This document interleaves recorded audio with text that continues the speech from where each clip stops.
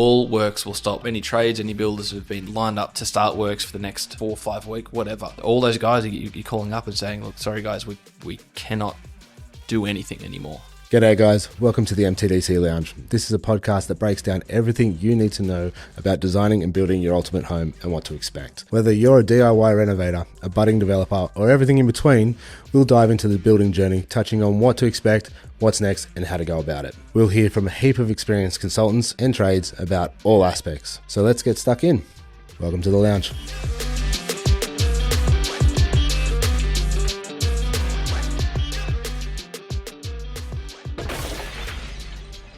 G'day guys, and welcome to another episode of MTDC Lounge. You're here with Matt today, and we've got Mitch, the common face. How are you, mate? Yeah, good, mate. How you going? Yeah, good, mate. Thanks for joining me again tonight, mate. So what we're going to do is today we're going to break down, I guess, our last and final chapter of where, I guess, MT Design hands over the reins to the builders, and that is commonly known the Construction Certificate, or we call it certification plans.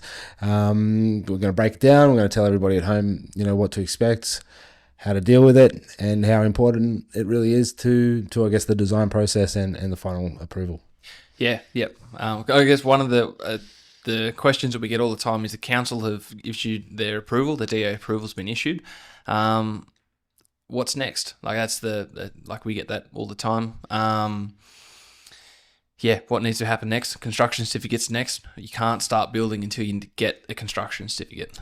To make that clear, they cannot start building without the construction certificate. No. It's not the DA set of plans. It's not the plans that are stamped by the council. It is the set of plans that are stamped by the certifier saying that there is a principal certifying authority appointed to that job. Yep. That's all the checks have been done. Engineering's been checked, applied. Everything's been checked against the National Construction Code, the plans, engineering. All of it has been signed off by the certifier to say, yes, everything on plans is all up to code, ready for construction to start.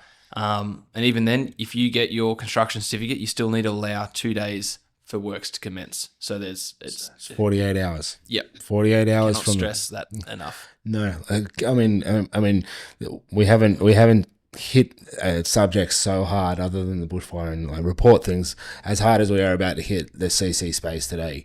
It is, I dare say, one of the most common things that knock the legs out of any job.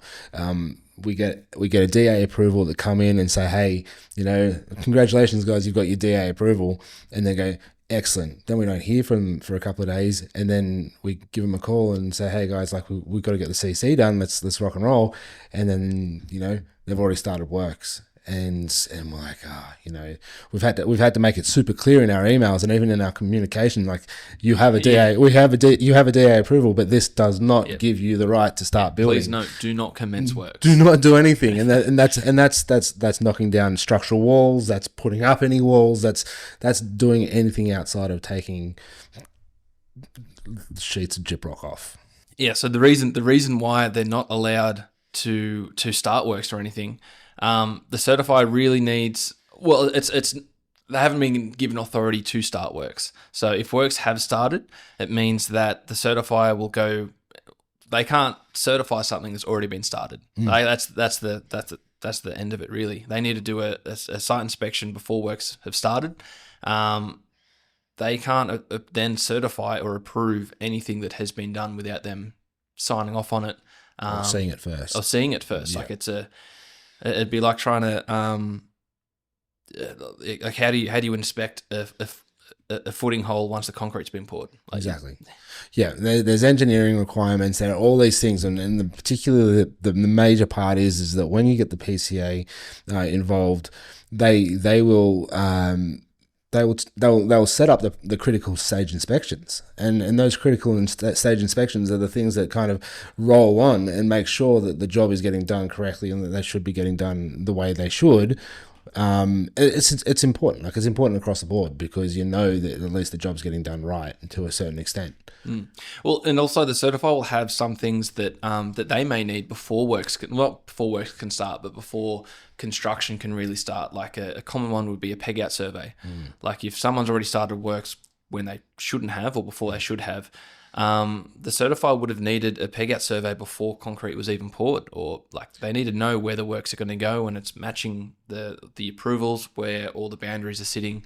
The amount of times we've heard about the peg out survey, or the amount of times that we've had a phone call saying, we've got to get the peg out survey done. What's this mean? And it's not even from the clients who are asking that. That's from some builders. They say, hey, what's a peg out survey? Why do we need it? Well, hang on, mate. Well, you should have done that before you even took the job on. Yeah, you know what I mean? Yeah. When do you need a peg out survey? Before you've started, not after everything's been built and gone. Oh, I better check that the boundaries are. I better check after I've built it that I've built where I should have built. Oh. That's a disaster. Oh, because there's a building information certificate. Like the moment something's been done without the CC being started or the PCA being appointed, you shot the job in the foot. You've got to go all the way back and get the building information certificate, or you've got to go and do like all your extra checks and balances to make sure. But all of a sudden, nobody wants to touch it because CDC's blown right out of the water. Like if you've gone through a whole process of applying development and you've been approved and you go and start your job before the PCA's been appointed, the job's gone. You got back through to council. You go square one, and all work stop. That's the important thing. All works will stop. So anyone that you've got lined up, any trades, any builders who've been lined up to start works for the next, forecast for the next 4 or 5 weeks, whatever. Gone. All those guys you're calling up and saying, look, sorry guys, we cannot do anything anymore until council have approved it, and we know that that in of itself is going to take a lot of time. Absolutely. Well, yeah, you straight back to that, and because the job started, and because there's work's been done that haven't been approved. Technically, it's not covered under compliant development anymore. It's done. You have to straight through council, and then it's going through the council process of the building information certificate, which we've spoken about countless times on the podcast so far. But it's like, just don't start anything. Just wait till you get the PCA appointment. Wait for the 2 days. It's all good. Nothing's close. At that stage of the job, you are that close to everyone being happy and works being started. Why try and start maybe a week earlier than you should to risk stalling it for 2 to 3 months?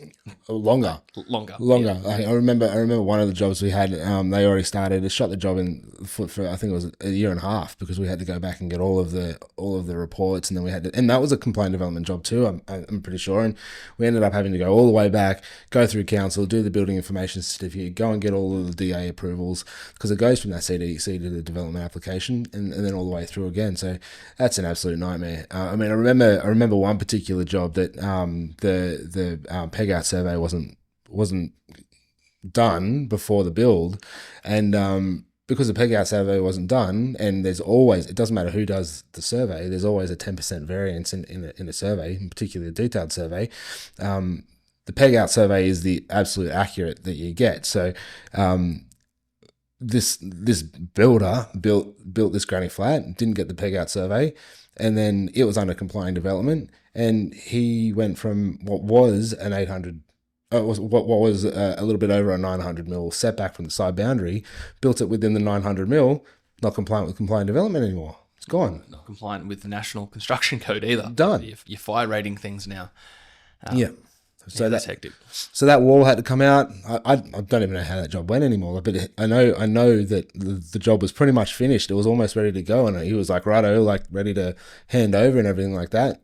Certifier said, okay, well, where's your peg out survey to say everything's bang on and where it's at? And did the peg out survey. Found out that built the house too close to the boundary. Done. Yeah, it's a bit too late then to say, oh, can you move that wall in 100 mil and you'll be sweet. Yeah. You can do it with pegs. That's it. That minor adjustment of like 50, I think it was even 50 mil, I think it was. And in most cases, 50 mil is not that big of a deal, and definitely a conversation that they can have with the certifier at the time. But I mean, at the end of the day, like once that adjustment's been done or made, it's done before anything major happens that completely shoots the job in the foot. Yeah. So I guess that's everything up to, like, that's what happens if you don't get a construction certificate or if you don't wait for authority to commence when you should. So after you get your DA approval and the things that you need to get between the DA approval and works commencing, I think the main thing that you'll need to get is you'll get your certification plans, or they're sometimes referred as the construction certificate plans. You'll need your engineering, both geotech report and structural engineering as well. You usually need it before the CC. Ideally, you have it before. That's right. If you haven't got it at that stage, you need it for the construction certificate anyway. So, in a lot of cases, you'll have it beforehand to make sure all your pricing and things are accurate. Otherwise, if you haven't got it at that stage, you need it for the construction certificate anyway. And hope the numbers still fall in the right spot. That's right. And that's sort of veers off into like the importance of making sure that your project is feasible from a cost point of view before you go into council, by getting your engineering and things done at that stage. Take the little bit more time before you lodge it to make sure everything's feasible is at the end of the day. It's a lot easier to change a set of plans before it goes to council and gets approved than it is after. Yeah. And I mean, the danger of getting the engineering after the DA, or even, just before CC even, like, if the engineering comes back and it's outrageous, then it's going to shoot the job in the foot again. And you're going to add all this money onto this build that you weren't previously aware of. And then, if you're going to go back and change the plans post DA, that's where the mod comes in, and that goes to the DA mod, which is more money, more time. Again, goes back to council, goes back to get restamped, reassessed. Yeah. G'day guys, just quickly, if you're finding this podcast info relevant to you, then I'd like to quickly talk to you about what we do at MT Design Collective. You hear us talk all the time about the importance of solid, detailed home design practices, so that you're not left with extra fees, delays, or unexpected costs in building your ultimate home. Here at MTDC, we design homes and provide plans that builders love to build and councils love to approve. If you're looking at a renovation, a new build, or alteration, then we'd love to help you work out the next steps forward. Book a free, no obligation chat with us, and we'll come out to your site, as it's the only way to truly get authentic, no bullshit advice. Link is in the show notes. Okay, back to the show. So I know, like, I can hear everybody that's listening to the episode already. What's the difference between the DA and the CC plan sets? Like, I can already ask them, like, why is there a concept set of plans? Why is there a development set of plans? And then why is there a construction set of plans? Now, these are all for three different bodies of people. So you've got the concepts for the clients, you've got the development application for council, and then you've got the CC, or the certification plans for the certifiers. I mean, the certifying plans more in your yard at MTDC. So just let's talk about that. Yeah, so I guess the main differences are, like, for the development application plans, you're showing council all the information that they need to know to meet within their rules and guidelines, setbacks, the general bulk scale of it, landscape area, where your stormwater is going, things like that matter to council to say, yes, this meets our requirements, it's good to go. The certification plans, they're the ones that the builder will build from. The certifier can say, yes, this meets all the guidelines in the National Construction Code, basically saying that these plans are now build ready, or enough for the certifier to say, it's compliant. Basically, it's the biggest thing is certification plans are a compliant set of plans ready to build from. It has like the window schedule on there. It'll have all of the nitty gritty data. Like, that's what you're building the house out of. Now, it's important to, I guess, really nail down the differences between the DA and the CC space. The DA plan set is like, hey council, we're building a house out of, timber frame and clad, bearers and joists, and this is about where the house is going to be, and we've got this much landscaping area. Are you okay with that? Council go, yeah, righto, I'm happy with that. Most of the time, like, people joke about, getting a DA drawn on a napkin, you know what I mean? Because it doesn't have that much information. But as soon as you get to the CC plans, that's where the juicy bit comes in. Most of the time, the amount of times where we get DA plans in, and at MT Design we get asked to do the CC plans, we find that when we redraw the whole plan set, there are non-compliances which shoot, I guess, the DA plan set out of the water. But unfortunately, because it's not, the DA plan set's not really required to have that much level of detail on it, people and some designers do miss some certain aspects of compliance. Yeah, 100%. So like when we're drawing a set of DA plans, we will do a lot of the things on those plans that are required later on, mainly so that we know that the design is compliant. So we don't end up with these spots where because we didn't apply a certain detail on the development application plans, when we went to apply it at the certification plan stage, it's like, well, now we have to make changes that need to go back through council. So there's things that are 100% needed by council to approve it, but then there's things that should be on those plans to show that the design's been well thought and compliant at the certification stage later on. Some of the other bits that the differences between the two as well, like on the certification plans, like a good designer or drafty will have things like all your services labeled, like your air conditioning ducts, where's your hot water systems, water tanks, things like that as well. Step downs, recessed wet areas, whether you have them or not.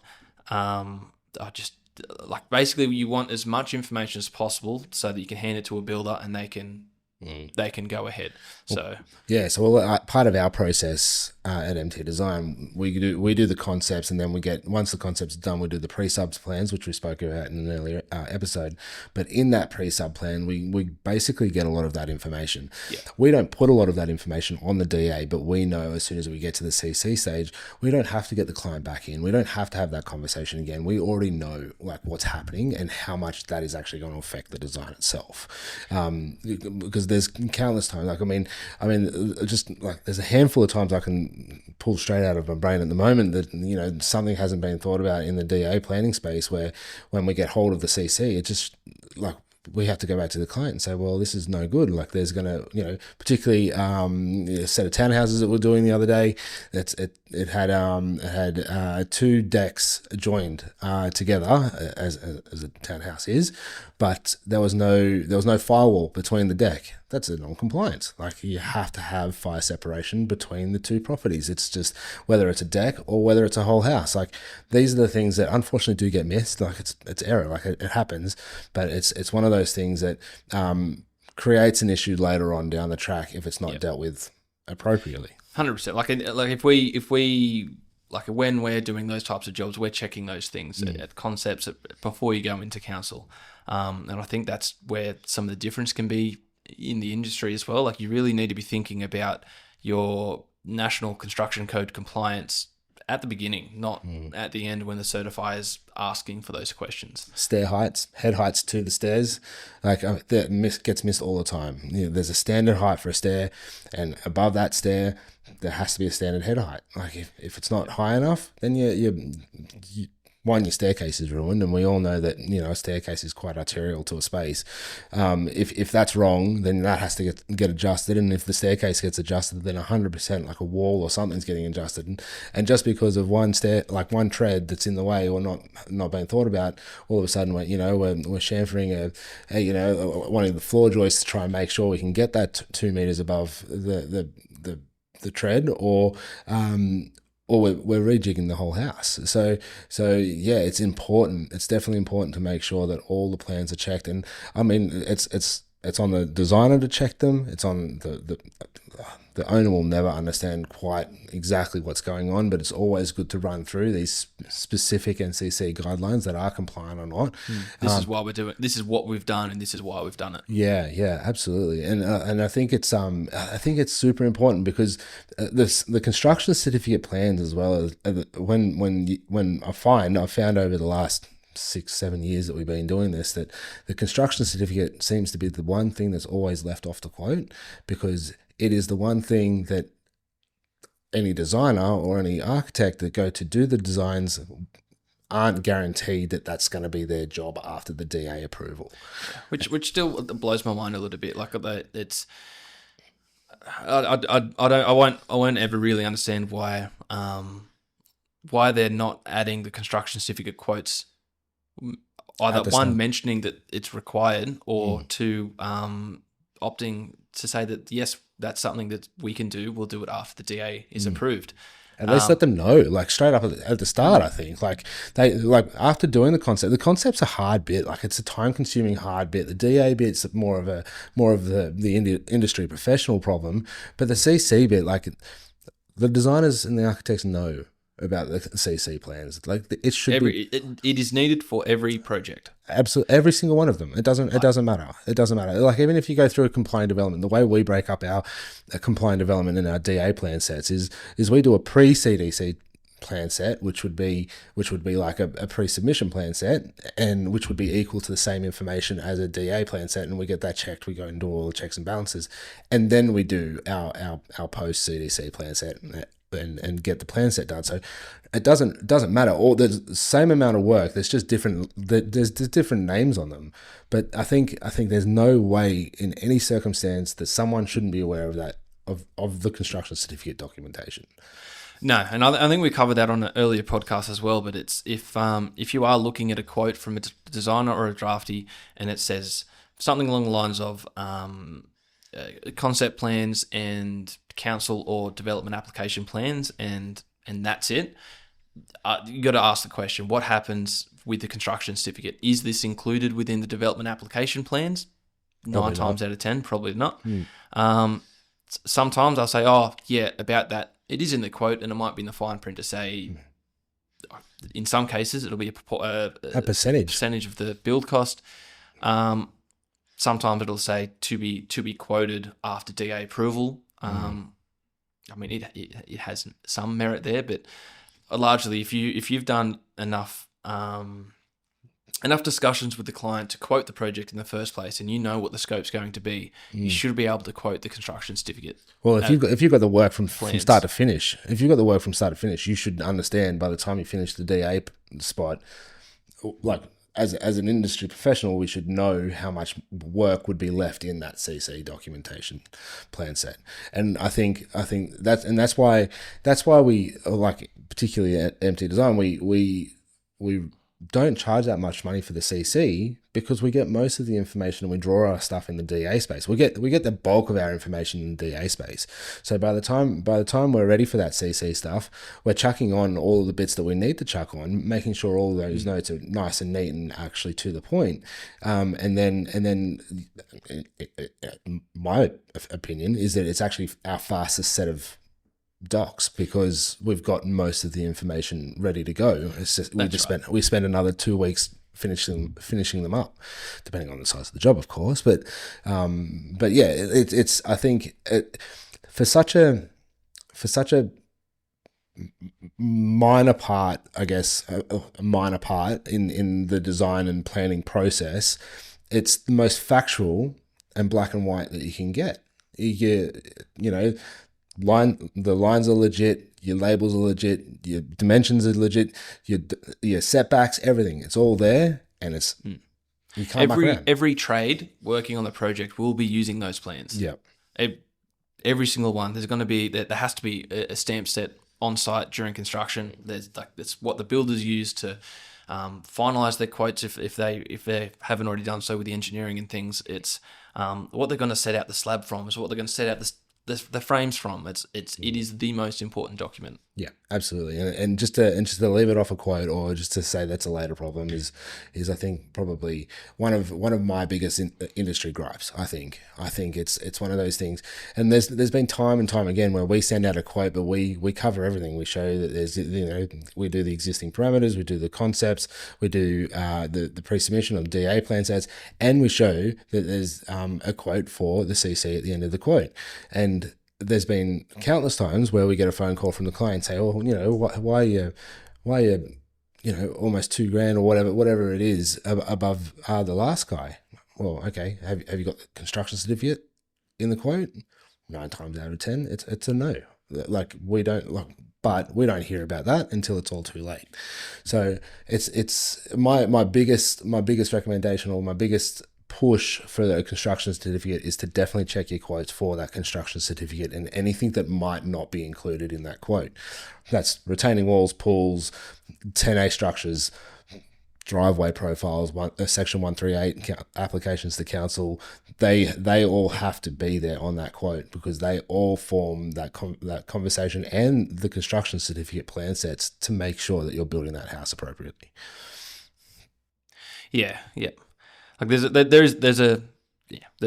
lot to go into a construction certificate, but I think the more that you can be upfront with what's included, what's not, it just means that everyone knows. Like you're not trying to sneak in another set of plans at the end to go, well, by the way, this is what you need to get building, and this is the price for it that we didn't tell you at the beginning. Like It's just not fair. No. It's simply just not fair to anyone. No, and to hit them with, particularly with a percentage at the end, that's incredible. That's wild. And to say, oh, yeah, it's going to be for us to do your construction certificate, it's going to be an extra 0.3% or whatever it is of the construction. Some people will do the charging that way. Like I'm not. Like, I think that's fine if they want to run it that way, but they have to be very clear about it at the beginning. Very upfront. Upfront. Like, if you're, it could be different between a renovation to townhouses, like things like that. But if they're going to say, look, the construction certificate documentation will cost X percentage of the cost of works, then like the client will know, but it's when it's either not mentioned at all or where it's almost considered as an optional extra as well. Optional extra is a bit rude, isn't it? Exactly. Because there's not an optional extra. It's a must extra, and it needs to be done. Yeah, it's almost saying if you really want to build this, then you need this. Yeah. Like, who's going through that whole process and not planning on following through with it? Like, so there's an incredible importance to the construction certificate, and I think we have to highlight how imperative it is to have these docs. You cannot simply build without it. Now, let's say a client has just gone ahead and started building. The process is a nightmare. It is a nightmare. It's basically if the client has built something that hasn't had a PCA appointed or a certification been done, technically yes, it has been approved, the structure or whatever's been built, but it hasn't been built and approved by a certifier. So therefore, it's a legal structure and has to go through that whole process again of being not even retrospectively approved. It's a whole building information certificate. The whole thing has to be checked. Yep. And then, no matter how big it is, if you are going through the building information certificate, it's going to be valid for 7 years, and then you do it again if council deem it necessary. It's just a big no-no. Yeah. Wait, just wait the extra couple of days. Like, if you've got all of your ducks in a row, you've got your certification plans, you've got your engineering, the builders and the client are all happy with the price and everything like that. The construction certificate process doesn't really take that long. Like, you're probably looking 2 to 3 weeks on average. Like, for the sake of what could be a couple of weeks, just wait. Just wait. The process. We understand that the process is long, and even getting from concept or even like the initial visit all the way through the construction certificate. You've gone through, like, there's so much time has been spent, and sometimes there's a lot of council battles that have been had. Why ruin it? Why ruin it when you've got a couple of days left? Like, I know everyone's excited and everyone's getting their stuff together and everybody's ready to go. Just wait for that email or that letter to say, right, are you ready to go in 24 or 48 hours? Yep. Yeah, cool. What else is super important about it? I think that's pretty much it, eh? We could talk a bit about what the DA conditions tells you what you need to do before construction can start, and then you need to go to a certifier. Like I think we can talk about it. Okay. So we didn't really mention anything about the DA after what happens at DA. So let's rock and roll. Yeah, okay, cool. So we spoke about so after the CC, why it's important and what happens if you do. And another important factor after you obviously get your CC and you got your PCA and all that kind of stuff. What we didn't mention as well is that there is actually, after the DA is approved, sometimes the DA is approved based on, what do you call them? I'm going to have to cut that bit. Sometimes the DA is approved based on the conditions that they'll put inside their report. They'll say this DA has been approved based on, condition X, Y, Z is covered. Yeah. Basically, you'll get your DA approval of, say, you've got your stamp plans. This can now go ahead to construction certificate. In your determination, council will list out a list of all conditions that need to be met at different stages. The first set will be, these are all the items that you need to have ticked off and be certified before the issue of a construction certificate. Then they'll do the same for a occupation certificate, or sometimes there's one in between where it's after construction certificate before works can start. But that that approval document will really just plainly tell you what you need to get before works can start. Most of the times, the bulk of that's going to be covered off with the plans, the engineering. Really, but the bulk of it's going to be covered off between those two. That's when you can get a private certifier involved or a certifier through council involved.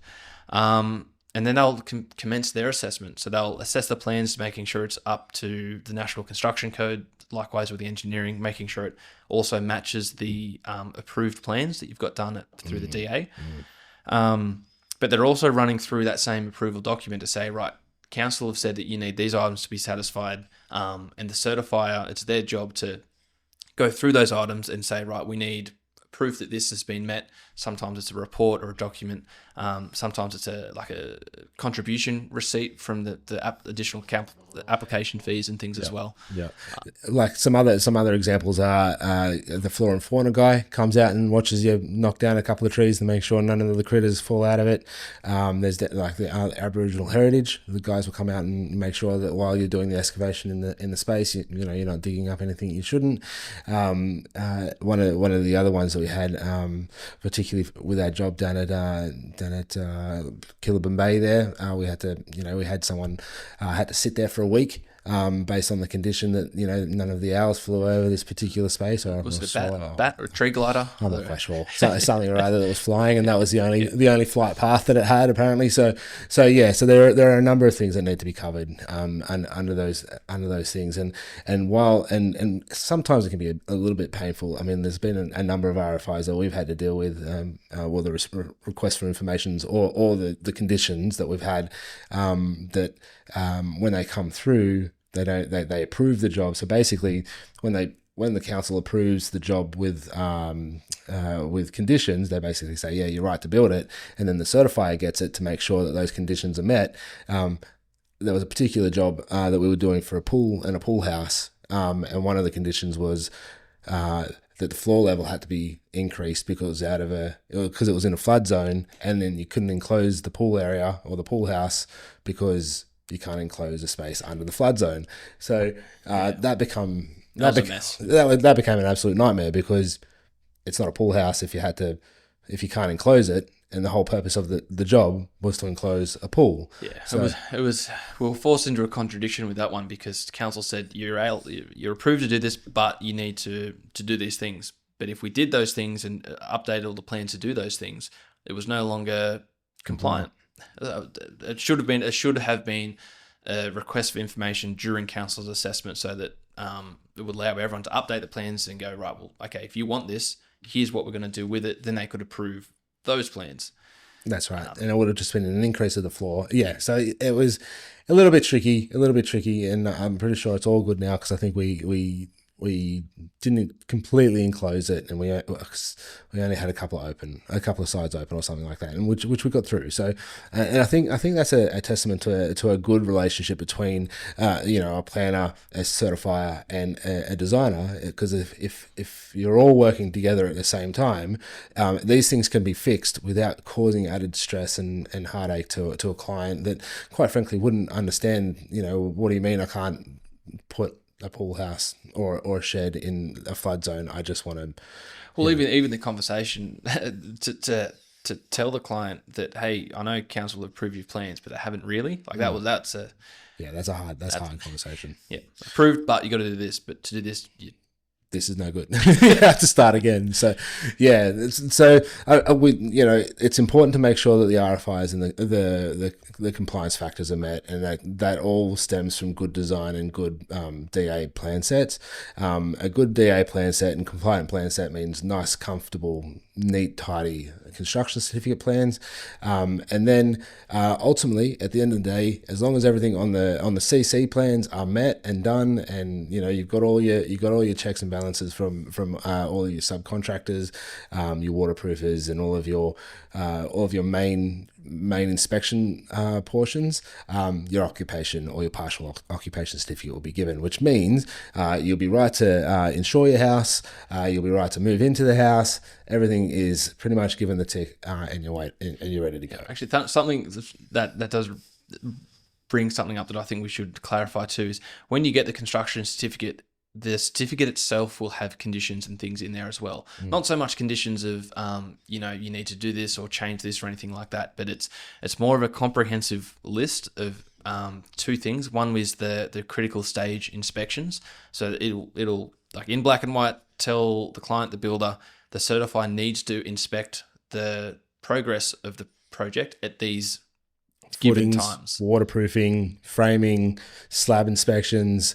The list does go on. Usually you have somewhere between maybe 4 to 7, maybe different critical. Like they're the main ones, the ones where the certifier has to go out and do their inspections. So that's important for the client to know that, hey, we're at this stage. This is when I need to get the certifier. And usually it'll say inspection here prior to, like for the footings, I'll say footing inspection prior to pouring of concrete. So the certifiers want to be clear about that too. Like they want to make it clear when to get them involved, when they should be inspecting, so it's not too late. It's important to note as well, the builders should be looking after this as well.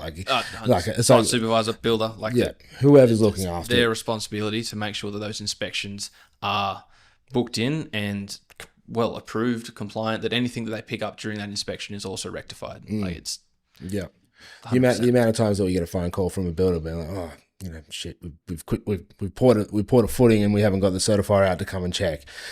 Have you got your photos? Have you got photos? Have you spoken to them? Like these are things that you need to jump on straight away. Just. And I mean, and like that scenario is almost the same as starting before you've got approval. Yeah, like you can very easily just undo everything. Yeah. Critical stage inspections, get them when you need to. Yeah. The second thing that we'll list in that construction certificate document is a list of compliance certificates. Now that's a really important document. That lists all the things that you need to get your occupation certificate at the end of it. Yeah. It'll also tell you when some of those certificates need to be provided. We talked about the PEG-OUT survey earlier. Yep. It'll likely be that first document. PEG-OUT survey needs to be done. Yes, you need it before your occupation certificate, but really you need that before you pour footings to make sure that it's right. In terms of like where it should land in the build, it should be done first. Yeah, and you're 100% right. There's again countless times that I've come across people who I've spoken to, particularly around this construction certificate and the document sourcing space. There've been some builders who don't get the waterproofing certificate, or they haven't got the basics or the glazing certificate, or they haven't been provided with these reports and things like that. It's incredibly important to know that if one of those reports aren't given, or if you can't get your hands on, the termite mesh report, like these reports that couple the certification plan, if you don't have one of them, you can't get your OC. Like you can't get them. You cannot get them, and the only way you can get it is by either finding exactly what that report was and who had done it, and to see if a report was done, or it has to get redone. Yeah, and that could be waterproofing, tile, all of these major compliance certificates. So I think it's important for clients who have got these approvals to actually make sure they've got a copy of the construction certificate themselves. They can cite what inspections are needed and when, but also the compliance certificates, because some of these things you could ask, like for instance, your termite proofing, like that needs to be done around the framing times. Yep. So if you're walking into a house, or that the frames are up, gyprock's on, and there's no termite inspection done, or there's no evidence of it, it's like, hey, well, it's been done. Where's the report? Yeah. Waterproofing is particularly a huge one. Massive. We've got a client at the moment who had waterproofing done, and then said waterproofing got wet within 4 hours of it being put down. Absolutely ruined the waterproofing. The tiling went straight over that waterproofing. Basically, the client was told, look, we're not going to give you your waterproofing certificate because we can't certify it. It's not compliant. What happens there? They're not going to get a waterproofing certificate for now 3 bathrooms, and the bathrooms are built, and the bathrooms are done. So what does that mean for that client now? They have to now go back to the builder and say, well, righto, how do I get this waterproofing certificate? They'll go, got to go to the waterproofer. Waterproofer's saying, I'm not going to touch it. What do we do? You're going to have to rip out that bathroom. You're going to have to do all 3 of them again and make sure the waterproofing is done properly. And that's it. Like, there is no other way around it, because if you can't get a document saying that something that's been done at a critical stage, like waterproofing, your house is non-compliant. Your house will never get OC until that waterproofing's fixed. $180,000 in bathrooms. That's ripping down that's ripping down all the tiles. That's ripping out all of the electrical work, all the plumbing, all the fix out, just to redo the waterproofing. So it's incredibly important to make sure that at the very least that you're paying attention to the reports and the people who are getting that stuff done. Yeah. Like read it, understand it, know what compliance certificates are needed. Make sure everyone. Hopefully, most cases, everyone's going to be across it. It's not always the case, but it's the importance cannot be understated, because without it, you're left without an occupation certificate. Yep. And the job, it's forever a construction site. Trusting your builder, making sure you do your checks, making sure that you're asking the questions. Like, look, you can't be on site all the time. You're not a builder. You might not have your Y card. You're not allowed to be there. That's perfectly fine. The builder's looking after your site. Trust him. It's on a client to make sure that they're doing their due diligence, making sure they're checking their reviews, making sure they're talking to the people who have done the work with them, to find out that they are a reputable builder and they are getting looked after the way they should. And then, knowing that they're a great builder, knowing that what they're doing, they know that what they're doing, you know that you're going to get those reports at the end of the day, and you know you're going to get an occupation certificate. I know for a fact, like when we talk to our clients, we go, like, we put them in touch with a lot of the builders that we work with, and they're going to know each other for 12 months, 6 to 12 months, depending on how big the build is. You're going to have to know these guys. You're going to have to be friends with them. So get to know them. Make an effort. Find out how these guys work, who these guys are, because at the end of the day, they've got your life savings. They've got a bunch of your money to make sure that you're going to get the best result for the prices that they quoted. But yeah, paying attention to the reports, paying attention to the build, asking the questions. The whole purpose of this podcast is being aware of what happens in the building industry, and being aware from start of the concept all the way through to getting occupation certificate, for sure. Yep. I mean, without we just got to shed a light on it. Otherwise, it just won't. Nothing will get better, right? It won't get better. No, never. Well, there you go, guys. There's a lot on today. There's a lot of heavy information that definitely you have to pay attention to. Happy to always have a chat, reach out and do what you need to. We've got Mitch on the phones and drawing his plans. You've got me in the office as well doing our stuff. So please feel free to reach out and we'll help out where we can. Have a good night. Thanks for listening to this week's ep of The Lounge. To make sure you don't miss out on the next episode, hit subscribe. We'd love to get the message out to more homeowners like you. Make sure you leave a rating and a review, and we'll see you on the next ep.